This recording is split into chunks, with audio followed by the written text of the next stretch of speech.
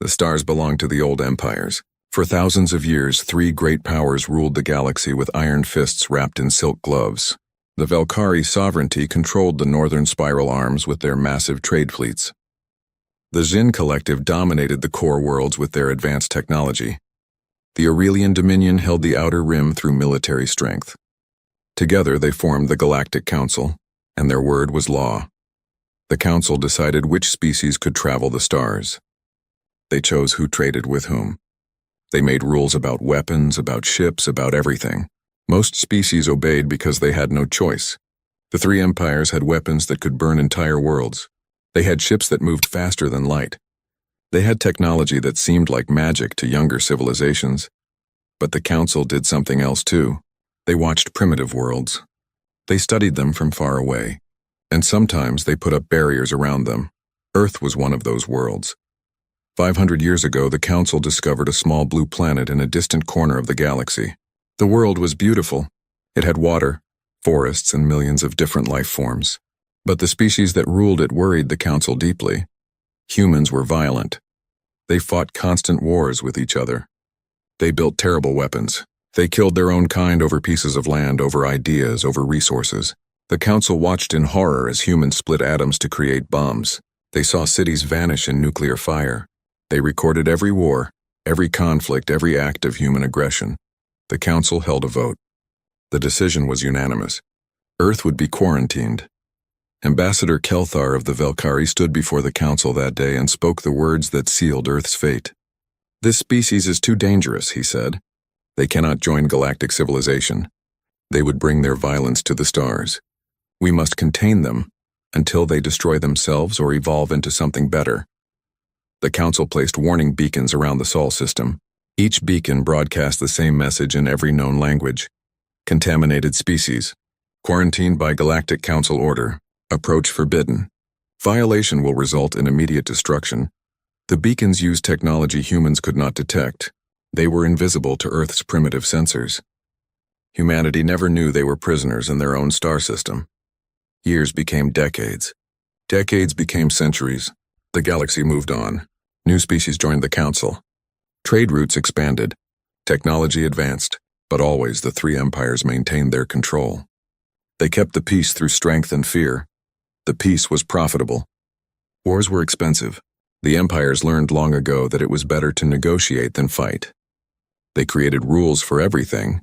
If two species had a dispute, the Council mediated. If someone broke the rules, punishment was swift but measured. A few destroyed ships served as a warning. Total war was unnecessary and wasteful. The galaxy grew soft. Weapons became ceremonial. Military fleets existed more for show than combat. Actual battles were rare. When they happened, they followed strict protocols. Ships fired warning shots. Shields absorbed most damage. Crews usually survived. It was all very civilized. Earth remained forgotten behind its invisible wall. The Council checked on humanity occasionally. They saw humans reach their moon. They watched as humans built space stations. They observed as humans sent probes to other planets in their system. But the humans never left their solar system. They never discovered faster than light travel. They remained caged birds flying in circles within their cage. The Council was satisfied. Earth would stay contained. Eventually, humans would either wipe themselves out or become peaceful enough to join civilization. Either outcome was acceptable. There was no hurry. The Council had time, but the Council made one critical mistake. They assumed Earth knew nothing. They believed humans were blind to their presence. They thought the quarantine was perfect. They were wrong. Ambassador Threxcal served the Valkyrie sovereignty with pride. He was young for a diplomat, only 300 years old. His job was simple but boring. He monitored the quarantined worlds. Once every 10 years he checked each beacon. He made sure they still functioned. He filed reports that no one read. It was tedious work, but someone had to do it. On this particular day, Threxcal was checking the Sol system beacons. His small ship drifted near the outer edge of the system. His sensors swept the area. The first beacon appeared on his screen, then the second, then the third, then nothing. Threxcal felt his blood freeze. 7 beacons were missing. He ran the scan again. The result was the same. 7 beacons had vanished, not damaged, not malfunctioning, gone. He activated the emergency communication system. His report went directly to Council headquarters. "This is Monitor Station 7, he transmitted. "Sol system quarantine has been compromised.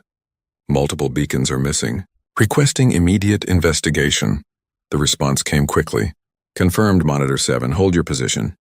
Do not approach the system. Fleet units are being dispatched." Threxcall waited. His hands trembled slightly. In 500 years, no quarantine had ever been breached. Beacons did not just disappear. They were built to last for millennia. Something had destroyed them. But what?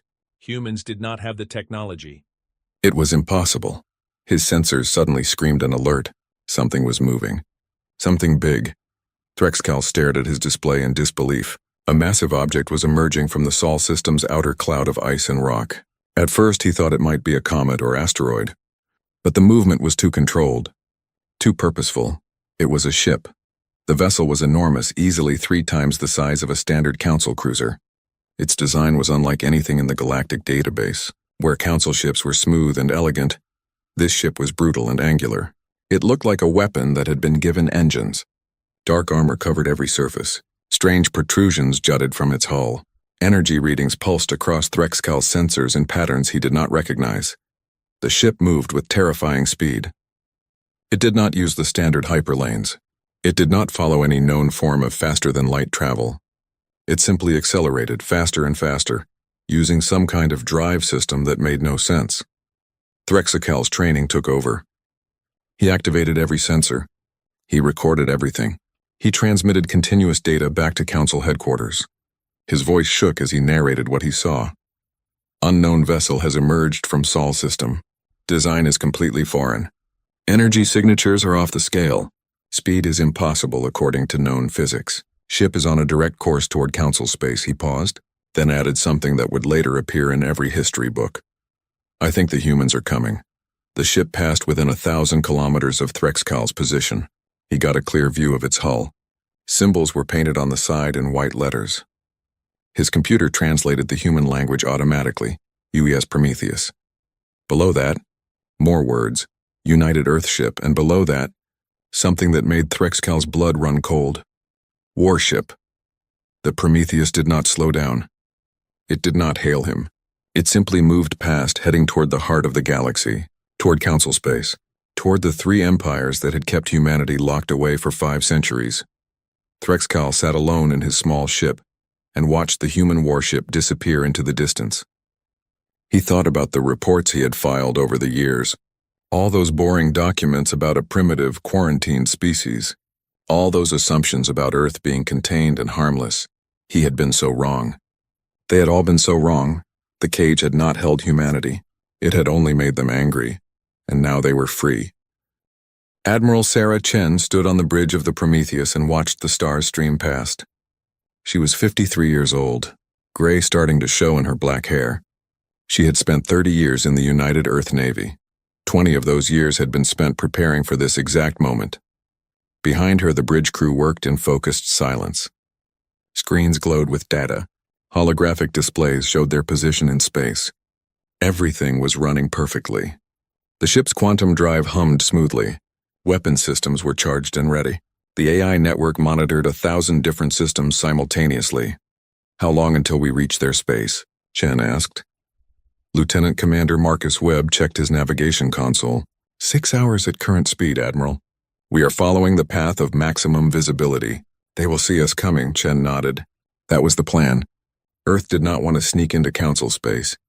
They wanted to be seen. They wanted the galaxy to know humanity had arrived. Good, she said. Maintain course. And Marcus, run another diagnostic on the weapons. I want everything perfect. Yes, Admiral. Chen walked to the main viewport and looked out at the endless darkness. She thought about Earth. She thought about humanity's long journey to this moment. 500 years ago, something strange happened. Satellites started malfunctioning near the edge of the solar system. Scientists investigated. What they found changed everything. They discovered invisible objects floating in space. Objects that were not natural. Objects that broadcast warnings in languages humans did not know. Earth's governments panicked. Someone was out there. Someone was watching. And they had put up a barrier around humanity's home. The discovery united Earth in a way nothing else ever had. Nations that had been enemies for centuries suddenly cooperated. Resources poured into space programs. Scientists worked together across all borders. A single goal emerged: learn the truth and break free. It took 200 years to decode the alien languages. When humans finally translated the beacon messages, rage swept across the planet. They were prisoners.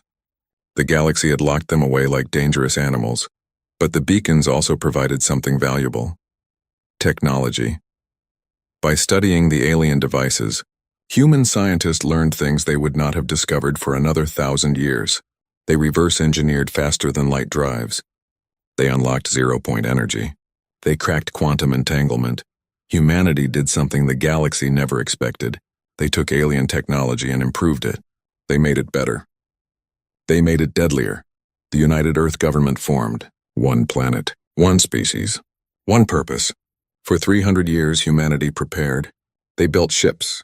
They tested weapons. They trained soldiers. And they watched the galaxy through hacked beacon networks. What they saw disgusted them. The Galactic Council was not some noble organization. It was a protection racket run by 3 old empires. They controlled everything. They decided which species could advance and which could not. They hoarded technology. They prevented competition. And worst of all, humanity discovered why Earth had really been quarantined. Humans found secret council files buried in the beacon networks, files that discussed Earth's resources, files that talked about rare elements in Earth's crust, files that mentioned Earth's incredible biological diversity, files that calculated how long it would take for humanity to go extinct naturally. The Council did not quarantine Earth to protect the galaxy. They quarantined Earth to protect their investment. They wanted the planet's resources. They were just waiting for humans to die off first. Chen felt her jaw tighten at the memory. The Council had treated humanity like weeds in a garden they planned to harvest later. Well, the weeds had grown thorns. "Admiral," Webb called out, "sensors are picking up multiple ships ahead. Configuration matches Council enforcement fleet. 50 vessels.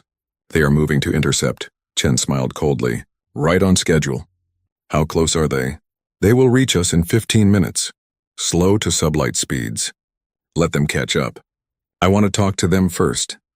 The Prometheus dropped out of its quantum drive. The stars stopped streaming. Space became still. The human warship waited like a predator watching prey approach. The Council fleet appeared on sensors. 50 ships arranged in a standard enforcement pattern. They were beautiful vessels, Chen had to admit.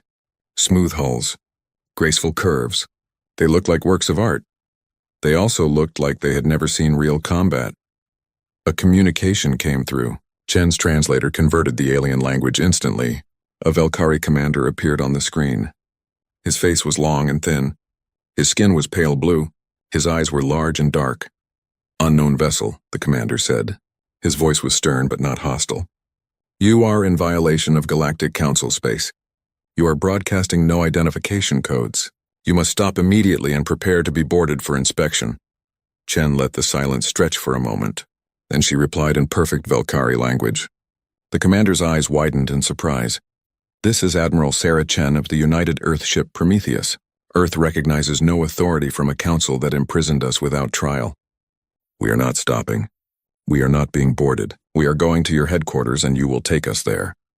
The commander's face showed confusion, then anger. "Earth? The quarantined world?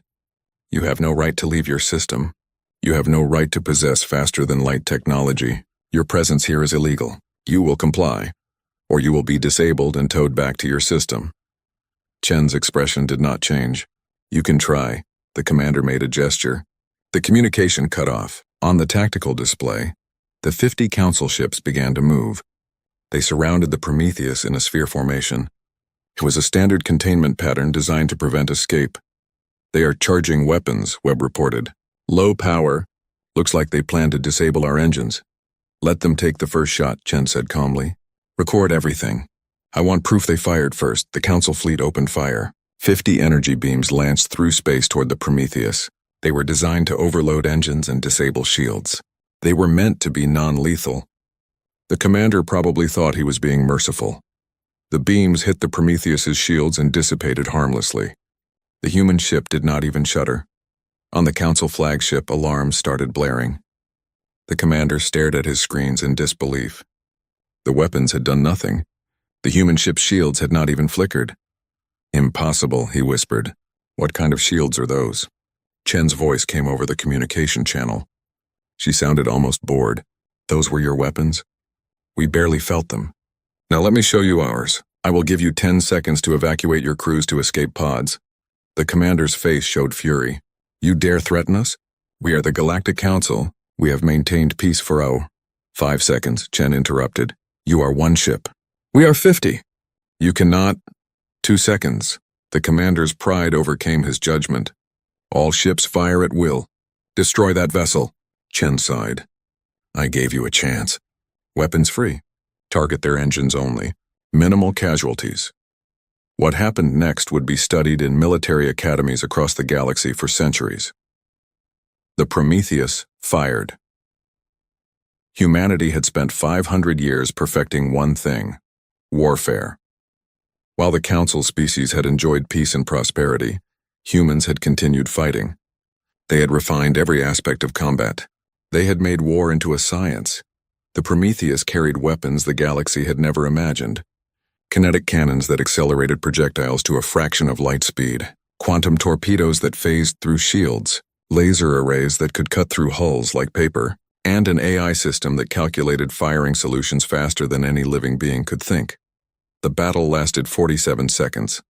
When it ended, 49 Council ships drifted in space, their engines destroyed, their weapons offline, their crews stunned but alive. Emergency lights flickered across damaged hulls. Escape pods launched in panic. One ship remained untouched. The flagship Dai-Chen opened a channel to the commander. His face was pale. His hands shook. Behind him, his bridge crew looked terrified. I left you alive for a reason, Chen said. You will take a message to your council. Tell them Earth demands a seat at their table. Tell them we want full membership with all rights and privileges. Tell them they have 30 days to respond. If they refuse, we will take that seat by force. She leaned forward, her eyes hard. And tell them this: we know why you really quarantined us. We know about your plans for our world. We know everything. Your secret files were not as secure as you thought. The commander could barely speak. What? What are you? Chen smiled without warmth. We are what you created. You locked humanity in a cage for 500 years. You gave us nothing but time to think about freedom. Did you really believe we would stay prisoners forever? She cut the communication. Set course for Council headquarters, she ordered. Maximum speed. It is time to introduce ourselves properly. The Prometheus turned and accelerated away, leaving the shattered Council fleet behind. On the flagship, the commander watched the human warship vanish into the distance. His hands trembled as he began composing his report. How did you tell the galaxy that everything had just changed? How did you explain that the quarantine species had broken free? How did you admit that the prisoners had become the predators? The message reached Council headquarters within hours. What should have been a routine enforcement action had turned into a disaster. 49 ships damaged, one species freed from quarantine, and a single human warship heading straight toward the heart of galactic civilization. Supreme Counselor Vexthar of the Jin Collective received the report first.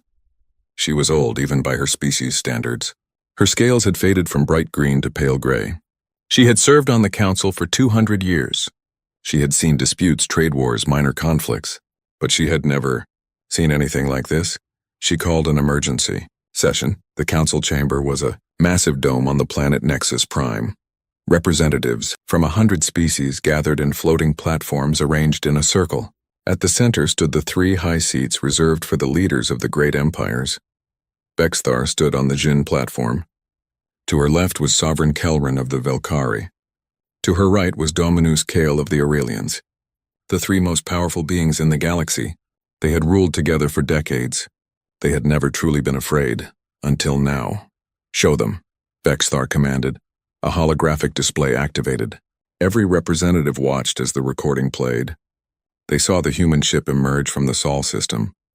They saw the enforcement fleet move to intercept. They saw what happened next. The chamber fell absolutely silent. 100 species watched in horror as 49 Council ships were destroyed in less than a minute. The weapons the humans used defied everything they knew.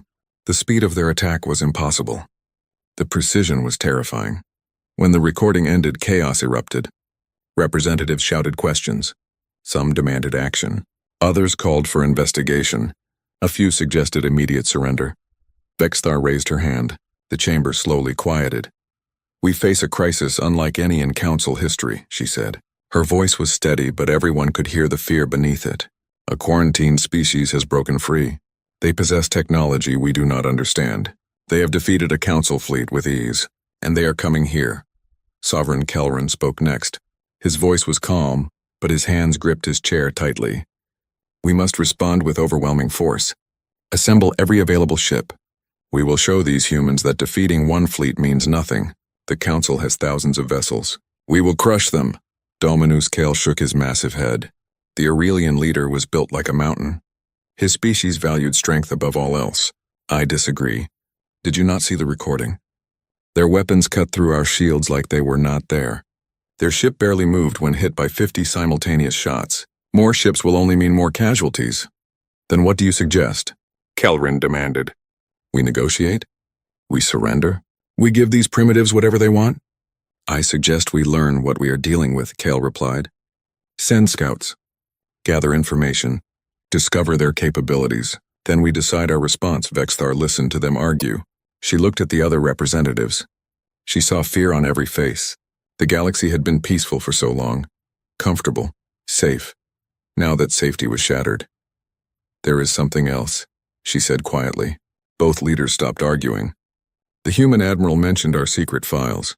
She said they know why Earth was really quarantined." The chamber went silent again. This time the silence was different. It was guilty. Many species on the Council did not know the truth about Earth. They believed the official story. A dangerous species locked away for everyone's safety. But the three empires knew better. They knew about Earth's resources. They knew about the plans. "She is bluffing," Kelran said, but his voice lacked conviction. "Perhaps," Vexthar replied. "Or perhaps they hacked our networks while we thought they were primitive and blind. Either way, we must assume they know everything." "Then we must destroy them," Kelran insisted, "before they expose us, before they turn the galaxy against us." "And how do we destroy a ship we cannot damage?" Kale asked. The question hung in the air. No one had an answer. A new voice spoke. It belonged to Ambassador Threxkal, who had witnessed the human ship firsthand. He was young and his voice trembled, but he spoke clearly. "Permission to speak, counselors?" Vexthar nodded. "Granted." "I studied their ship extensively," Threxkal said. "I analyzed every reading my sensors captured, and I discovered something disturbing." He paused, gathering courage. "The Prometheus is using technology that should not exist. Their drive system operates on principles that contradict our understanding of physics. Their weapons ignore the laws we thought were universal, but more than that." He hesitated. "Speak," Vexthar commanded. "Their ship is old," Threxkal continued. "The design is at least a century old, maybe more. The hull shows signs of long use. This is not a new vessel, which means," Kale finished the thought, "which means they have had this technology for a very long time. While we thought they were trapped and helpless, they were building warships." The implications spread through the chamber like poison. If the Prometheus was old, how many more ships did Earth have? What other weapons had they developed? How long had they been preparing? "We need intelligence," Vexthar said. "Send stealth ships to the Sol system. Find out what else they have. How many ships? How many weapons? We need to know what we face." Over the next week, the galaxy held its breath. Stealth ships approached Earth's solar system. They were the best scouts the Council had, silent, invisible, able to gather information without being detected, or so they thought. Every stealth ship that entered the Sol system was immediately painted by targeting sensors. Human voices came over open channels. "Unknown vessel at coordinates 445789221. You have been detected. Leave now or be destroyed. Stealth ship approaching Mars orbit. We see you. Turn around. Nice try with the cloaking device. Our sensors can detect your energy signature from 1,000,000 kilometers away." Last warning, the scouts fled. Not a single one managed to get close to Earth. The reports they sent back were terrifying. Earth's solar system was not undefended. It was a fortress. Thousands of satellites and defense platforms orbited the inner planets. Weapon systems covered every approach. The humans had built an entire defensive network while under quarantine, and they had clearly been tracking the Council's stealth technology for centuries. Meanwhile, The Prometheus continued its journey toward Nexus Prime. It did not hurry. It did not hide. It moved steadily, giving the Council plenty of time to panic. Vexthar called another emergency session. This time the discussion was different. Fear had settled into reality. "We cannot fight them," she said bluntly. "Not yet. We do not understand their technology. We do not know their full capabilities. If we attack and fail, we lose all credibility. The Council will collapse. So we negotiate?" Kelrin asked. He sounded defeated. "We negotiate," Vexthar confirmed. "We give them what they want. A seat on the Council, trade rights, whatever it takes to buy us time. And then," Kale asked, "and then we study them. We learn from them. We adapt." Vexthar's eyes were hard. "The humans think they have surprised us. They think we are weak because we have been peaceful. But we have not ruled this galaxy for millennia by being foolish. We will bend. We will compromise. And slowly, carefully, we will find their weaknesses." "What if they have none?" someone asked. Vexthar smiled grimly. "Everyone has weaknesses. Even humans, but privately she was not so sure." The reports kept coming in. Human technology was not just advanced. It was revolutionary. They had developed things the Council had never imagined. Quantum entanglement drives that did not use hyperlanes. Weapons that phased through shields. AI systems that thought faster than organic minds. How had they done it? The answer was in the historical files. While the Council species had enjoyed 500 years of peace, humans had continued fighting. They had wars in their solar system. They battled over moons and asteroids. They competed for resources. They never stopped testing their weapons, improving their ships, refining their tactics. The Council had stagnated. They had become comfortable. Their weapons were ceremonial. Their tactics were outdated. Their ships were built for prestige, not combat. Humans had built everything for one purpose, war. And now, the galaxy was about to discover what 500 years of focused military development could achieve. The Prometheus was 10 days away from Nexus Prime. The Council scrambled to prepare. They gathered their largest fleet, 10,000 ships from across the galaxy. It was the greatest armada ever assembled. Supreme Commander Vexthar stood on the command deck of the flagship Eternity. Around her, a fleet stretched across space. Surely, she thought, even the humans could not defeat 10,000 ships. But deep down, in a place she did not want to acknowledge, doubt whispered. The humans had been prisoners for 500 years. What would prisoners do if they finally broke free? What rage had humanity been storing all this time? And most terrifying of all, what if the Prometheus was not coming to negotiate? What if it was coming to make an example? The Council was about to find out. The Prometheus arrived at the staging area 3 days early.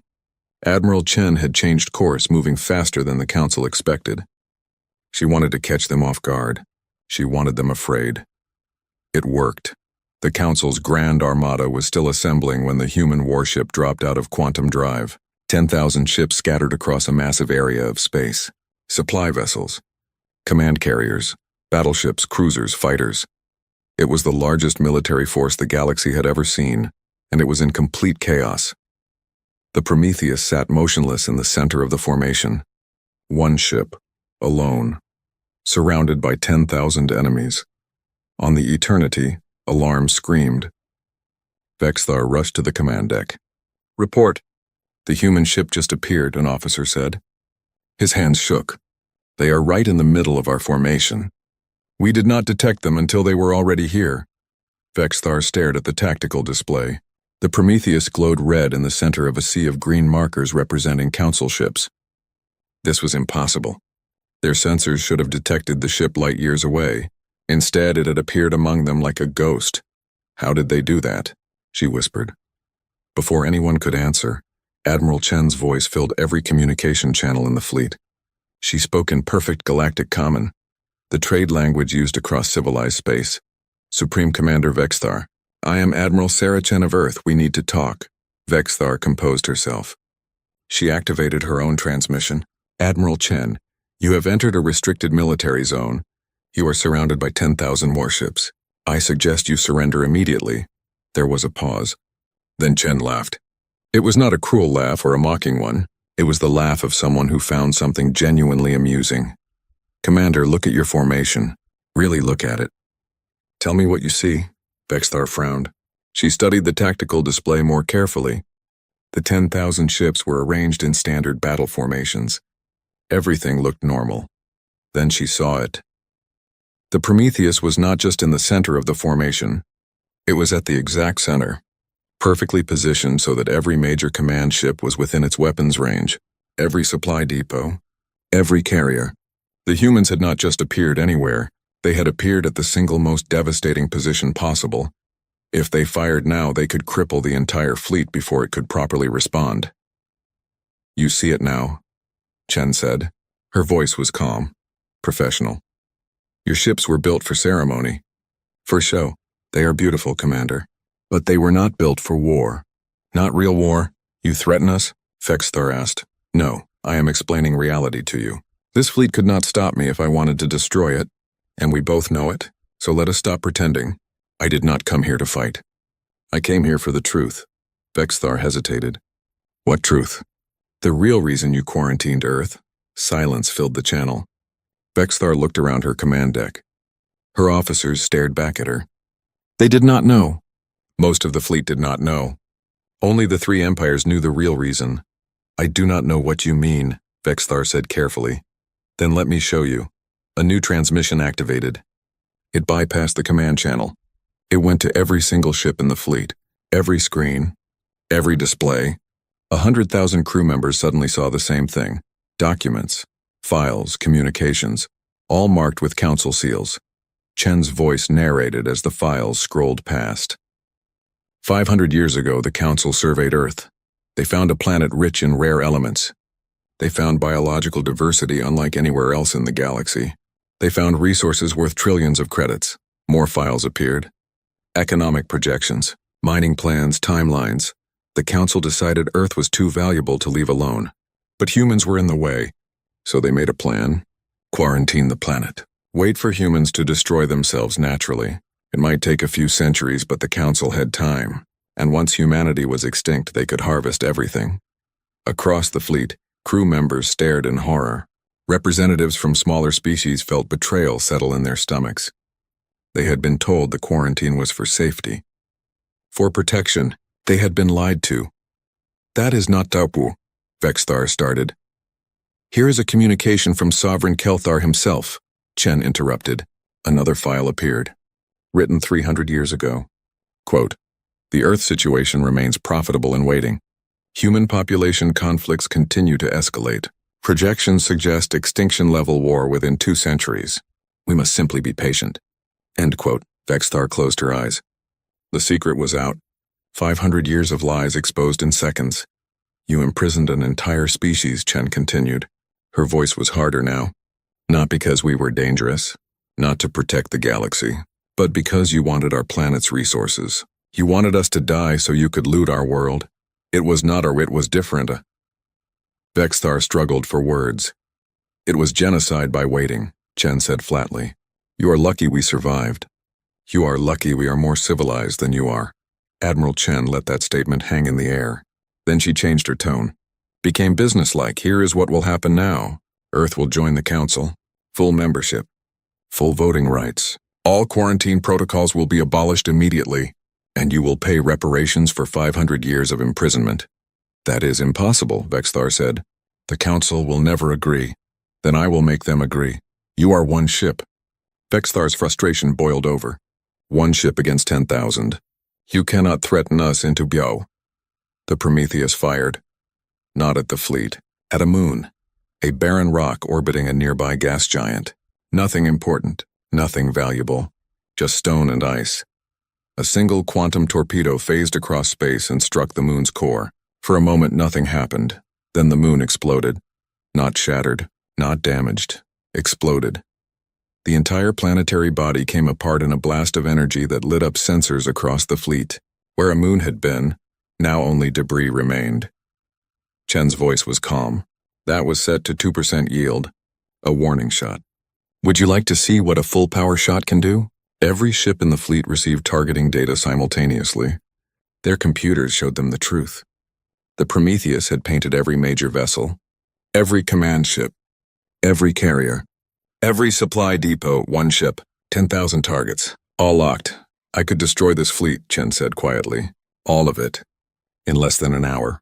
My ship carries enough firepower to crack planets. And I am not even close to my limits. Vexithar felt something she had not felt in centuries. True absolute fear, but I will not, Chen continued. Because unlike you, Earth does not solve problems through genocide. We had 500 years to think about what we would do when we broke free. We could have come here with revenge in our hearts. We could have burned your worlds the way you planned to take ours. She paused. But we chose differently. We chose to be better than you are. On the Eternity's bridge, an officer spoke urgently to Vexithar. Commander, we are receiving reports from the Sol system. A splinter faction launched a secret attack. 500 ships. They wanted to destroy Earth while the Prometheus was away. Vexthar's blood ran cold. When? 2 hours ago. The attack should have just begun. Chen's voice came through the channel again. She had clearly intercepted the same reports. But she did not sound worried. Commander, you should know. That attack is already over. What? Vexthar pulled up long-range sensors. It took a moment for the data to reach them across the vast distance. When it did, she felt her heart stop. The attacking fleet was destroyed. All 500 ships. But the Prometheus had not gone back. Earth's defense network had handled them alone. The recordings showed automated defense platforms emerging from around Earth, Mars, and the asteroid belt. Thousands of them, AI-controlled weapons that moved with perfect coordination. The attacking fleet had not stood a chance. The battle had lasted 11 minutes. You see now, Chen said, the Prometheus is not Earth's only weapon. It is not even our strongest weapon. It is our diplomat. I am here to talk. But if you force Earth to fight, you will discover that 500 years of isolation taught us one thing very well. What is that? Vexthar asked, already knowing the answer. Survival, Chen replied. Humanity survives, no matter what. You locked us away and hoped we would die. Instead, we thrived. You tried to contain us. We broke free. You sent fleets against us. We destroyed them. Chen's image appeared on Vexthar's screen. The human woman looked tired but determined. You thought we were prisoners. You were wrong. We were students. And you taught us the most important lesson. Never trust someone who cages you. Vexithar looked around her bridge. At her officers. At the displays showing her magnificent fleet. A fleet that suddenly seemed fragile and weak. What do you want? She asked quietly. I told you. A seat at the table. And an end to imprisonment of developing worlds. No more quarantines. No more cages. No more waiting for species to die so you can take their resources. The Council will never agree. Chen smiled slightly. Then make them agree. You are Supreme Commander. You lead the strongest military in Council space. If you cannot convince them, who can? Vexthar understood. Chen was giving her a way out. A way to save face. To make this look like a choice rather than surrender. And if I do this? Vexthar asked. If I support Earth's membership? Then humanity will share what we learned. Our technology, our knowledge. We will help the Council become strong again. Really strong. Not this soft, comfortable weakness you have fallen into. Chen leaned forward. 500 years ago you locked us away because you feared our violence. You were right to fear. The Council chamber had never been so full. Every species sent representatives. Every world wanted to witness this historic moment. The floating platforms were packed. Additional viewing areas had been opened for those who could not fit in the main chamber. At the center, the 3 high seats were occupied.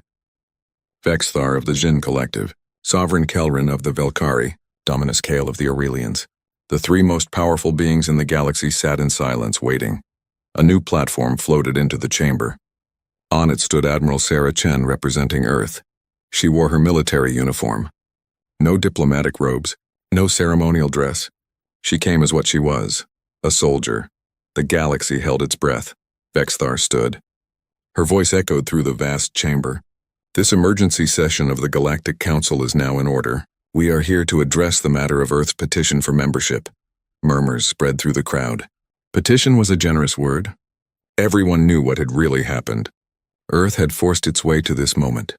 Before we begin, Vexthar continued, I must address certain revelations that have come to light. Information regarding Earth's quarantine has been made public. Information that the Council leadership deliberately concealed. She took a deep breath. This was the hardest thing she had ever done. Admitting failure. Admitting guilt. But it was necessary. The quarantine of Earth was not solely for protective purposes. Economic motivations were involved. Plans were made regarding Earth's resources without consideration for its indigenous population. These actions were wrong. They violated the principles the Council claims to uphold. The chamber erupted. Representatives shouted.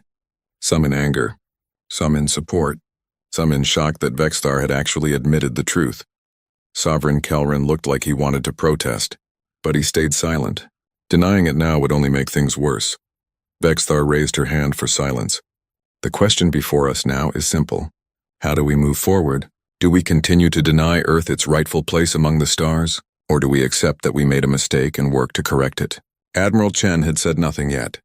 She simply stood on her platform, watching, waiting. Her presence alone was a statement. Earth did not need to beg. Earth was not asking for permission. Earth was giving the Council one chance to do the right thing. Dominus Kael rose from his seat. The massive Aurelian commander's voice was deep and powerful. I speak in favor of Earth's membership. Not because they forced us, not because we fear their weapons, but because they have proven themselves worthy. Some representatives looked shocked. Kyle was known for his pride. For him to support Earth was unexpected. The humans defeated our fleets, Kyle continued. They broke a quarantine we thought was unbreakable. They demonstrated technology we do not understand. But more than that, they showed restraint. They could have destroyed us. They chose not to. That is the mark of a civilized species. He looked directly at Chen. Strength without mercy is tyranny. Mercy without strength is weakness. Earth has shown both. That is what the Council needs. Murmurs of agreement spread, but not everyone was convinced. A representative from the Corvin Syndicate spoke up. How can we trust them? They hacked our networks. They spied on us for centuries. They built weapons in secret. These are not the actions of friends, Chen finally spoke. Her voice was calm but firm. You imprisoned us. You planned to wait for our extinction. You monitored us like laboratory animals. And you ask why we spied on our captors? The Corvin representative had no response. Chen continued. Earth did what it had to do to survive. We learned about you because you refused to let us meet you openly. We built weapons because we had no allies. We hacked your systems because you left us no other choice. Every action we took was a response to being caged. She looked around the chamber. But despite everything you did, we are here to talk, not to conquer, not to take revenge. We are here because we believe the Council can be better than it has been. We believe the galaxy can be better. Vexthar nodded slowly. What are Earth-specific demands? Chen pulled up a holographic display. Full Council membership with voting rights. Immediate removal of all quarantine protocols, not just for Earth, but for all worlds. A formal apology to humanity. Technology exchange agreements. And reparations paid over 50 years. Reparations? Kelrin spoke for the first time. You want us to pay you? 500 years of imprisonment, Chen said flatly. 500 years of stolen opportunity. 500 years of isolation. Yes, you will pay. Not in punishment, but in acknowledgement. What you did was wrong. You must make it right. And if we refuse? Someone called out. Chen's expression did not change. Then Earth will take what it is owed. We prefer peace. But we are prepared for the alternative. The threat hung in the air. Everyone remembered the destroyed fleets. The shattered moon. The ease with which humanity had demonstrated its power. Vexthar knew the truth. The Council had no choice. They could accept Earth's terms or watch their entire civilization crumble. Earth had the military strength to enforce its demands. But more importantly, Earth had exposed the Council's lies. Member worlds across the galaxy were already questioning their leadership. If the Council refused Earth now, they would face revolution from within. I call for a vote, Vexithar said. All in favor of Earth's admission to the Galactic Council, with full membership rights and the terms as stated, indicate now. One by one, lights appeared on the display. Green for yes, red for no. The count began. It was not even close. 2/3 voted yes, some out of fear, some out of genuine belief, some simply because they saw which way the wind was blowing. The three empires voted last. Vexthar voted yes. Kale voted yes. Kelrin hesitated, then also voted yes. The motion passes, Vexthar announced. Earth is hereby granted full membership in the Galactic Council, with all rights and privileges. The quarantine protocols are dissolved. Formal apologies will be issued. Reparation terms will be negotiated. The chamber erupted in mixed reactions. Some cheered. Some protested. Most simply sat in stunned silence. Chen bowed slightly. It was a gesture of respect, not submission. On behalf of humanity, I accept. Earth looks forward to working with the Council to build a better galaxy. But she was not done. However, I have one more request. A personal one. Vexthar looked wary. What is it? The Prometheus was Earth's diplomatic vessel, Chen said. But Earth has other ships. 20 more warships are currently in production. In 5 years, we will have 50. In 10 years, 200. The numbers made several representatives pale. We propose the formation of a new joint fleet, Chen continued. The Guardian Armada, composed of ships and crews from all Council species, including Earth. Its purpose will be to protect developing worlds, to ensure no species is ever imprisoned like we were, to defend the galaxy from real threats. Under whose command? Kale asked, though he sounded interested. Joint command, Chen replied. Rotating leadership. Shared responsibility. The Prometheus will serve as flagship. But the fleet will belong to everyone. It was a clever move. Earth was offering to share its military strength. To work together rather than apart. It was an olive branch extended alongside an iron fist. Vexthar considered, then nodded slowly. I support this proposal. The galaxy has been peaceful too long. We have grown soft. A joint defense force would benefit everyone. The vote was quicker this time. The Guardian Armada was approved. As the session ended and representatives began to leave, Sovereign Kelrin approached Chen. The Velkari leader looked old and tired. You humiliated us, he said quietly. You exposed our lies. You forced us to accept your terms. Why did you not simply destroy us? Chen met his eyes. Because destruction is easy. Building something better is hard. Earth could have come here with revenge in our hearts. We could have burned your worlds like you planned to take ours. But what would that accomplish? She gestured around the chamber. This galaxy needs to change. It needs to stop stagnating. It needs to remember how to be strong. But strength is not just about weapons. It is about principle, about doing the right thing even when it costs you. And you think we can change? Kelrin asked. I think you must, Chen replied. Because there are threats out there in the dark that you have not faced yet.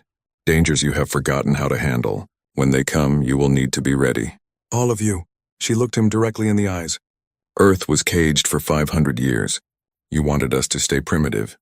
Instead, we became strong. Now we are offering to share that strength, to help you become strong again. You can accept our help or you can remain weak and face whatever comes next alone. Kelrin was silent for a long moment. Then he nodded slowly. I wronged your species. I apologize, Admiral Chen. Truly. It was the first genuine apology Chen had received from the Council leadership. She bowed her head slightly. Apology accepted. Now let us move forward together. 50 years later, Admiral Chen stood on the observation deck of the Prometheus and looked out at the stars. She was old now. Her hair was completely gray. Her body was tired. But her eyes were still sharp. Around her ship, the